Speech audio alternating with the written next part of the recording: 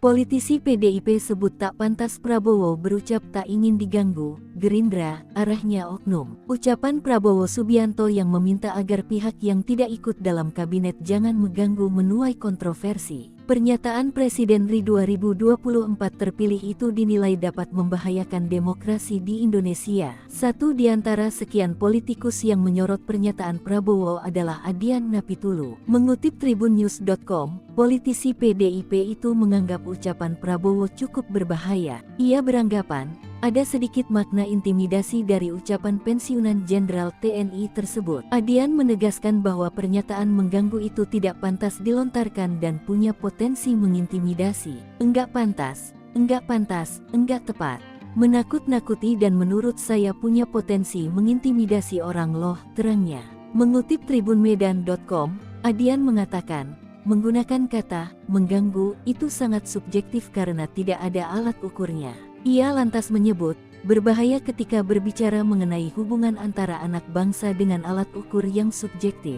Menurut Adian, mengganggu dan terganggu itu tidak ada alat ukurnya. Oleh sebab itu, ucap Adian, hal tersebut menyebabkan menjadi bebas tafsir. Sementara itu, dari parpol yang mengusung Prabowo, menilai tak ada maksud apa-apa soal pernyataan tersebut. Wakil Ketua Umum Partai Gerindra, Habibur Rahman, menyebut pernyataan itu normatif dan tidak tendensius kemanapun. Habibur Rahman mengatakan Prabowo menghendaki menjalin kerjasama dengan semua pihak di pemerintahannya kelak. Namun, dikatakan Wakil Ketua Komisi 3 DPR RI, Prabowo mengingatkan pihak yang tidak mau bekerja sama di dalam pemerintahan. Jangan ada oknum-oknum yang berniat tidak baik mengganggu pelayanan rakyat, tandas dia. Diketahui, Prabowo Subianto menyindir pihak yang tidak mau diajak kerja sama dalam pemerintahannya mendatang.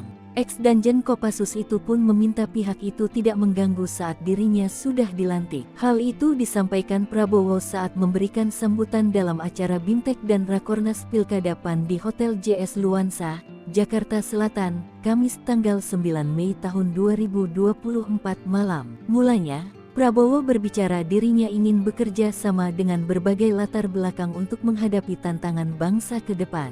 Hal ini bisa tercapai jika semua pihak bisa bersatu. Lalu, Prabowo pun menyinggung pihak yang tidak mau diajak kerja sama dalam pemerintahannya mendatang. Dia pun meminta pihak itu tidak mengganggu jalannya pemerintahan. Silakan jadi penonton yang baik. Tapi kalau sudah tidak mau diajak kerja sama, ya jangan mengganggu orang lagi mau kerja kok, sambungnya.